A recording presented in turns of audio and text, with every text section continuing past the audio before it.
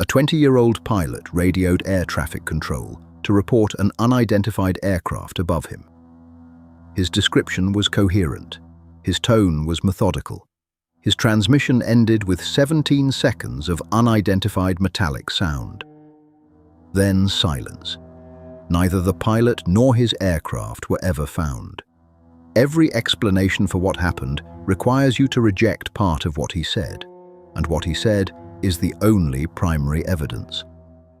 On October 21, 1978, Frederick Valentich departed Moorabbin Airport in Melbourne at 6:19 p.m. for a training flight to King Island. He was 20 years old. He had roughly 150 hours of flight time. He was flying a Cessna 182, a single-engine, four-seat aircraft. Bass Strait is a notoriously rough stretch of open water between mainland Australia and Tasmania. The flight should have taken under an hour. Conditions that evening were clear, with light winds and good visibility. It was a routine crossing, the kind of flight a young pilot takes to build hours. At 7:06 p.m, Valentich contacted Melbourne Air Traffic Control. He asked if there was any known traffic in his area. ATC confirmed there was none. He reported a large, unknown aircraft below 5,000 feet, moving at high speed, passing over him. Over the next several minutes, he described the object orbiting above him.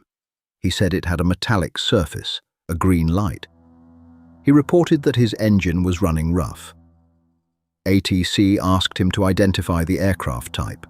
His response, "It is not an aircraft." He was coherent throughout. He used proper radio procedure. He described what he saw in structured, specific language, not in panic, not in confusion. The transmission continued for approximately 6 minutes.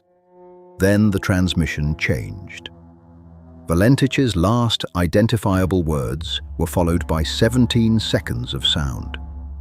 It has been described as metallic scraping. It does not match any known aircraft mechanical failure. It does not match engine noise. It does not match radio static or interference. Multiple audio analyses have been conducted over the decades. None have identified the source. After 17 seconds, the sound stopped. The frequency went silent. Melbourne ATC attempted to re-establish contact. There was no response. Spatial disorientation is the most common explanation. A pilot flying over water at dusk can lose horizon reference and mistake reflections for objects. But Valentich described what he saw coherently and methodically.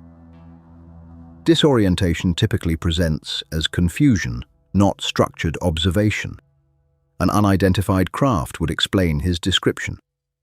But radar showed no other aircraft in the area. A hoax would require him to have staged his own disappearance, abandoned his aircraft without a trace, and it leaves the 17-second sound unexplained. A crash due to inexperience is plausible, but Bass Strait has yielded wreckage from other accidents, and an air and sea search found nothing. Multiple independent witnesses reported unusual lights over Bass Strait that evening. That does not confirm what Valentich saw. It does confirm he was not the only person who saw something. The Australian Department of Transport investigated and classified the disappearance under 2 words. Cause unknown. No wreckage has ever been found. No remains have been recovered. An oil slick reported the following day was never conclusively linked to the aircraft. Frederick Valentich was 20 years old. His last confirmed words described something he could not identify, using language that was specific, structured, and calm. Every explanation for his disappearance requires you to set aside part of those words, and those words are all that remain.